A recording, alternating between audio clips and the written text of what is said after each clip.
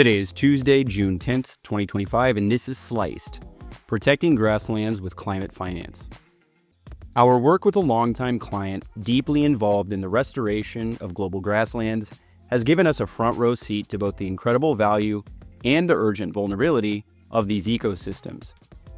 This relationship inspired me to take a closer look at grasslands, not only through an environmental lens, but also as an opportunity for scalable, finance-driven climate solutions.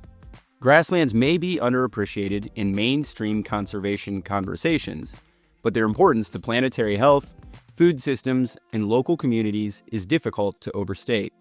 Grasslands, spanning an estimated 52.5 million square kilometers, over 40% of the Earth's terrestrial surface, excluding Antarctica and Greenland, are among the planet's most extensive yet underappreciated ecosystems.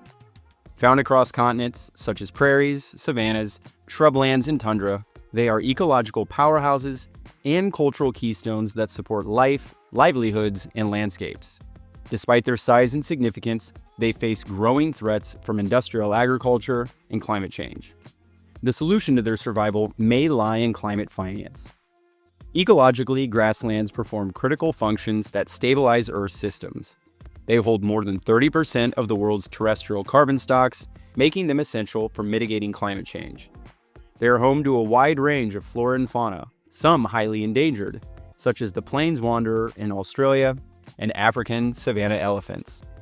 Their dense root systems filter water, retain soil, and recharge aquifers, providing essential ecosystem services that extend far beyond their boundaries. Beyond ecology, grasslands are deeply interwoven with human societies.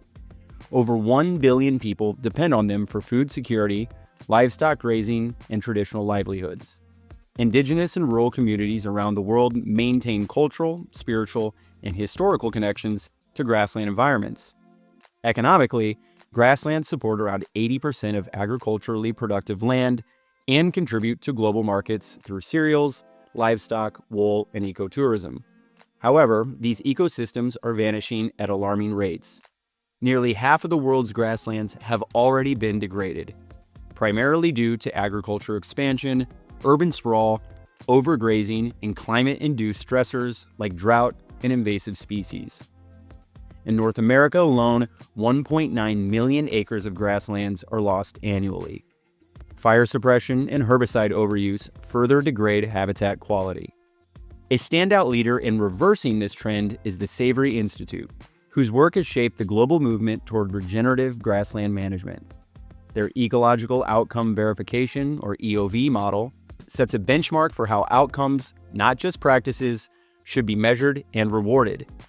EOV uses a science-based, field-tested framework to track indicators like soil health, water retention, biodiversity, and ecosystem function, making it one of the most credible and transparent tools in land restoration.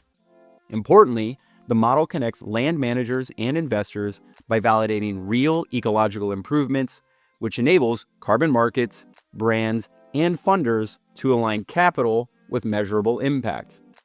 With decades of leadership in holistic land management, Savory has not only influenced theory, but helped regenerate millions of acres across 5 continents.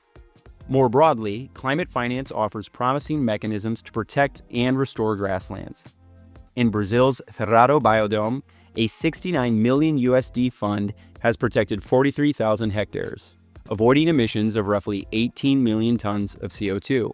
Additional methods, such as Verra's VM32 methodology for the adoption of sustainable grasslands through adjustment of fire and grazing version 1.0, focused on improved grazing to boost carbon sequestration over decades.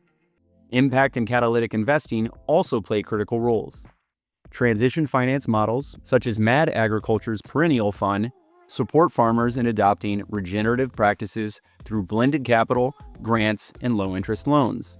France's National Grassland Conservation Program, despite a modest 7% carbon offset return on investment, offers up to 44% value through broader ecological co-benefits like biodiversity and soil health. Grassland restoration efforts must also center communities.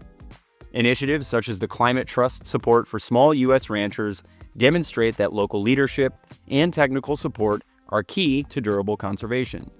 By lowering access barriers to carbon markets and aligning traditional stewardship with financial incentives, these programs turn marginalized actors into central stakeholders. In conclusion, grasslands are foundational to ecological balance, food systems, and community resilience, yet they remain under threat. The good news is that diverse forms of climate finance, such as carbon markets, catalytic capital, blended funds, and community-based grants, offer practical tools for conservation and regeneration. Success will depend on scaling proven models, integrating the knowledge of indigenous peoples and local communities, and building equitable financial systems that reward stewardship. Protecting the world's grasslands is more than an environmental goal. It is a vital strategy for climate stability, biodiversity, and human equity in the 21st century.